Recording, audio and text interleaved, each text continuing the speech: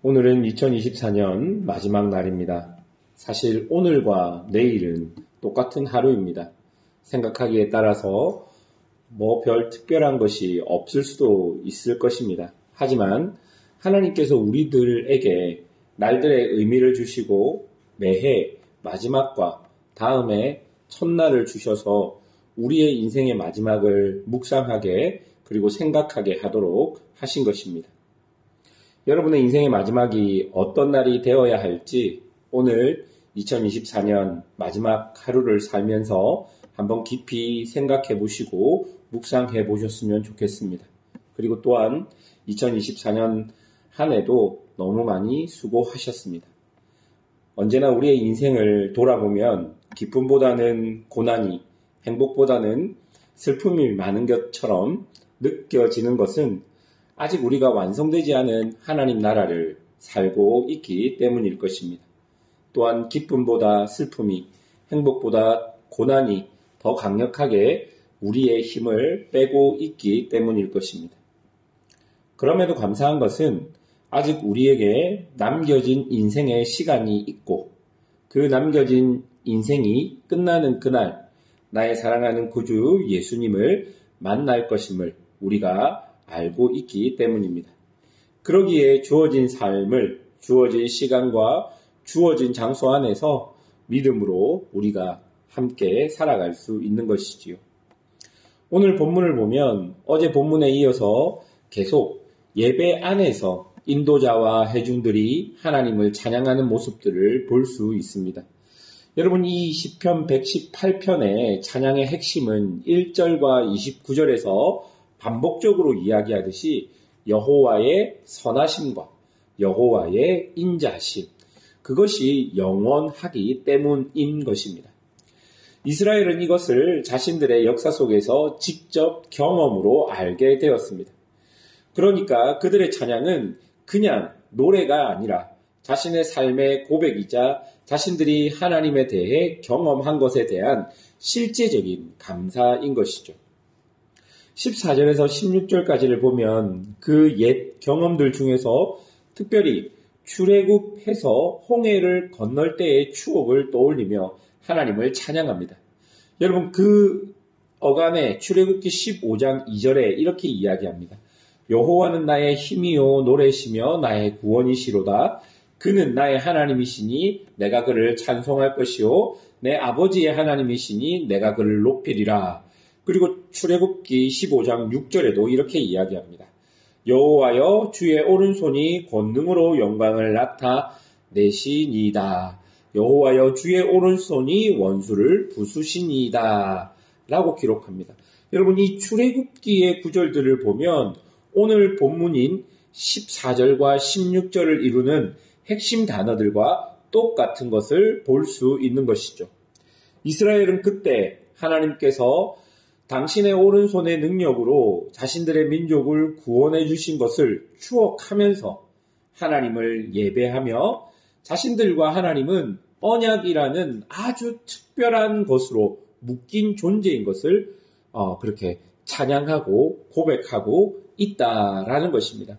여러분, 이게 우리의 신앙과 찬양에 매우 중요한 것입니다.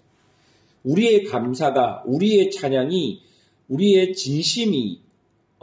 진심으로 되기 위해서는 우리가 우리의 삶에서 하나님에 대한 경험들이 있어야 합니다. 우리가 하나님에 대한 경험들을 하기 위해서는 우리가 믿음의 삶을 살아가야 하는 것이죠. 하나님에 대한 고백과 하나님에 대한 경험은 믿음의 삶을 사는 사람들에게 주어진 특권입니다.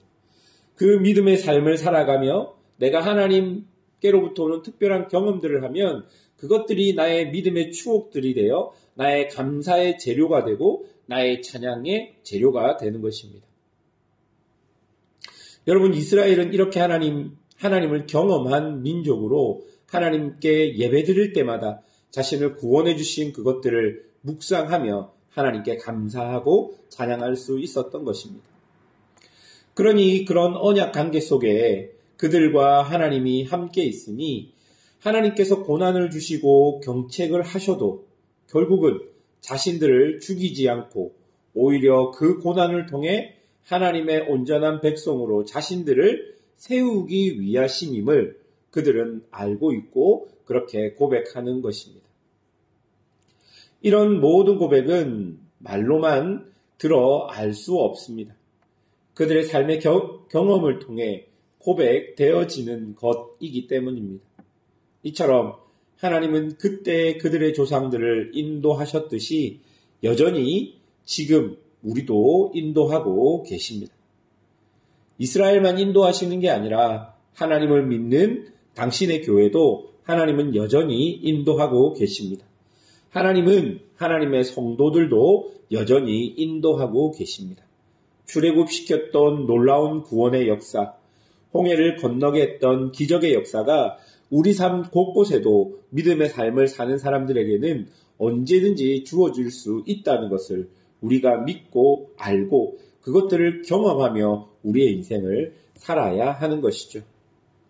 여러분, 그것들을 우리가 어떻게 더 구체적으로 알 수 있겠습니까? 우리가 어떻게 해야 하나님을 더 깊이 경험할 수 있겠습니까?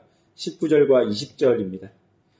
여전히 이스라엘 백성들이 성전에서 하나님과 함께 동행하는 모습을 보여줍니다. 사랑하는 여러분, 하나님이 안 계실 것 같을 때 가장 잘 견딜 수 있는 방법은 그럼에도 불구하고 하나님을 예배하는 것입니다. 그럼에도 불구하고 하나님이 나에게 주신 은혜의 방편들을 사용해서 하나님 앞에 나아가는 것입니다. 여러분, 이 말이 무슨 말인지 이해가 되십니까? 혹자는 하나님이 계시지 않는데 어떻게 하나님을 예배할 수 있느냐, 이런 질문이 생길 수도 있을 것입니다.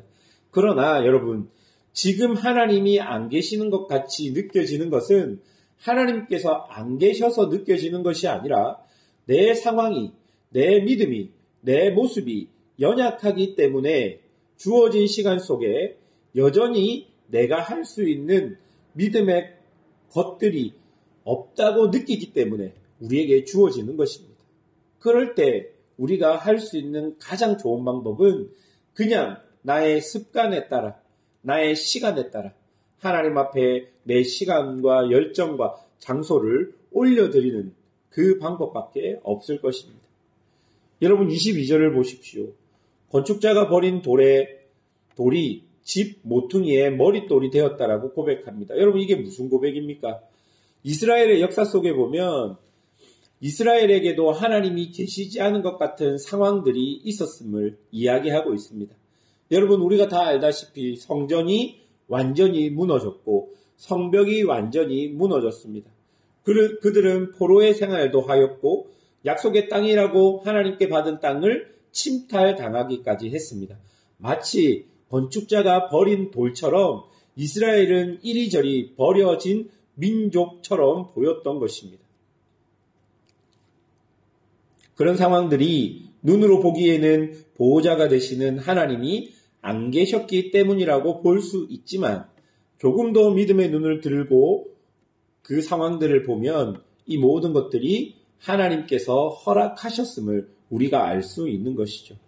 만약 하나님께서 그렇게 하셨으면 또 하나님께서 어떻게 하십니까?